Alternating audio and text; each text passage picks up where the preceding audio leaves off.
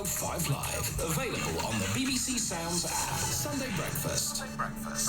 And this morning it's with Sarah Brett and Chris Warburton. It's a pleasure to be with you. We've been talking, haven't we, about sporting organisations and how they've had to change and adapt what they do in the face of a global pandemic.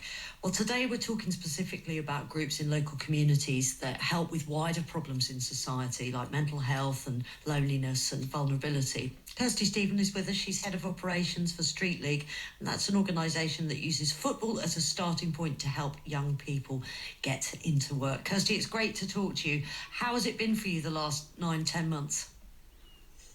It's been busy. It's been a really different time for us, but our focus is the same. You know, we're here to support young people who are unemployed and need our support.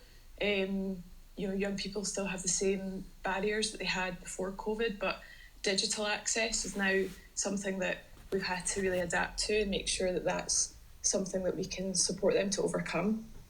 And the job market must be seriously challenging. Yeah, it's definitely been challenging, and we've had to realign a lot of our programmes to make sure that we're, you know, accommodating that and make sure that the young people are, you know, moving into sustainable jobs because, as you say, it's just been really unsettling. Yeah, I know you used to find people jobs in hospitality and retail a lot, things that they could access and, you know, build up their CV and their experience quite quickly. But what are they doing now? Is it warehouse work? Yeah, so we've been looking at, you know, warehousing, logistics, cleaning roles, still very much, you know, there is still retail, you know, jobs out there, call centres as well. Yeah. Also encouraging like training, you know, just to encourage, we offer qualifications on our programme and trying to support young people to just engage and add to their qualifications as well. Yeah. Well, I've sort of started wrongly at the end point, haven't I? Whereas I should go back to the start point, which is football, and that's how you get them into work. So how does that happen? Just give me an example of somebody that you've helped and how you, first of all, draw them into being part of one of your teams and then encourage them to maybe do something they've never thought about before, like further education or something. So before COVID, what we would do is work with young people who, you know, come in from schools or job centre or just other training providers, referral organisations, and they would come to our programme and engage through sport and just be part of our team, just engage and then be progressed onto our employability programmes. It's very much about just join our programme and then from there that's your starting point and we'll see what you want to do. It's very much led by that young person and from that, but then with COVID obviously we weren't able to, you know, do the football and, you know, for the practical activity, so we've been doing a lot of online sessions and you mentioned football, but we've really like gone into the fitness to try and do online sessions so people can engage that way. Yeah, you have a hard job trying to prise people away from Joe Wicks, won't you? They're all blooming obsessed. I wonder how big a problem, Kirsty, because I've lived many years in a part of the UK that has pretty serious job problems and societal issues as a result of long-term unemployment. Low expectations of these young people and a lack of confidence. How do you tackle that?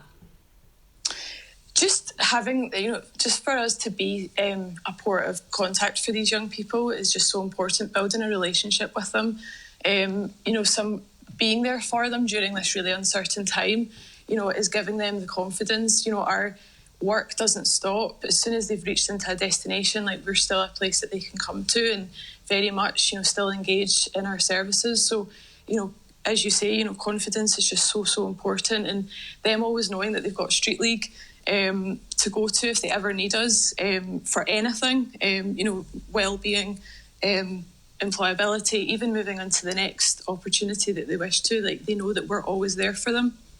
Yeah, and your challenge is only just starting, isn't it, really, as youth unemployment? The kind of fallout is going to become clearer later on in the year. It's amazing that you didn't stop working at all throughout the pandemic. Yeah. How is your funding? How are you staying afloat? Yeah, I mean, we're really lucky with the investors and the funders that we have. They've been really understanding. Before COVID, obviously, no one had expected. So it was a conversation with them to say, look, we're going to need to take our services online. We're going to need to start issuing young people with tablets and Wi-Fi bolt-ons, welfare vouchers. We had to really realign what we had agreed with our funders, but they've been incredible to support us and just say, look, whatever you need to do. And as you say, we never went anywhere. Literally overnight, we took our services online. We adapted our services to a Head Body Future programme, and it's incredible.